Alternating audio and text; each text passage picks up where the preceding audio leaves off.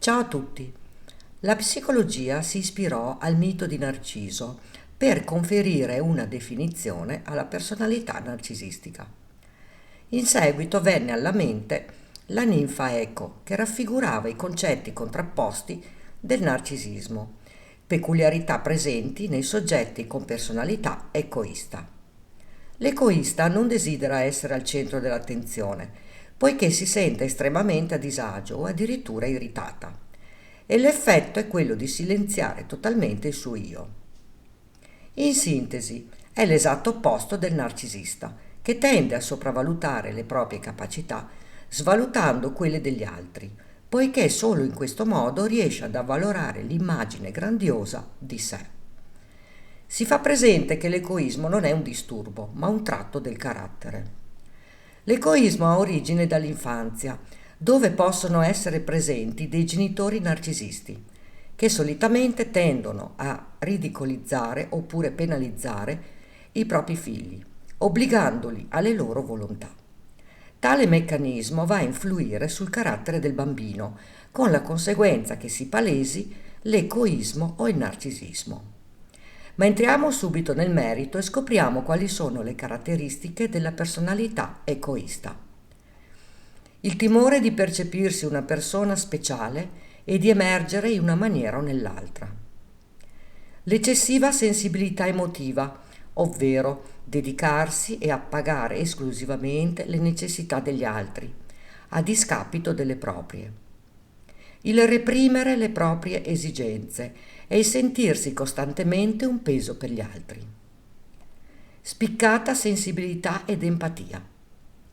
Non chiede mai aiuto o sostegno poiché parte dal presupposto che nessuno sarà disposto a darglielo. Preferisce non ricevere complimenti. Non rivela i suoi pareri personali. Tende ad adeguarsi su ciò che affermano o stabiliscono le altre persone. Vuole essere indipendente. Non rivela i propri desideri. Si sente estremamente in colpa quando in coppia nascono dei dissapori. Ha una bassissima autostima. Può arrivare a smarrire la connessione con il suo io. Vive continuamente nell'angoscia di apparire narcisista. Inoltre è giusto fare presente che le persone egoiste tendono a innamorarsi dei narcisisti. Tanto è vero che molte volte l'egoista formula frasi come: sono troppo sensibile e questo non mi aiuta per niente. Oppure: non avrei dovuto ostinarmi così tanto. Oppure: probabilmente mi aspetto troppo dagli altri. A questo punto è fondamentale fare un salto nel passato e comprendere quali sono stati i momenti in cui temevi di essere identificata, poiché è importantissimo sentirsi orgogliosi per un qualche cosa, ascoltare i propri desideri e impegnarsi per raggiungerli, dato che ciascuno di noi è speciale in maniera differente.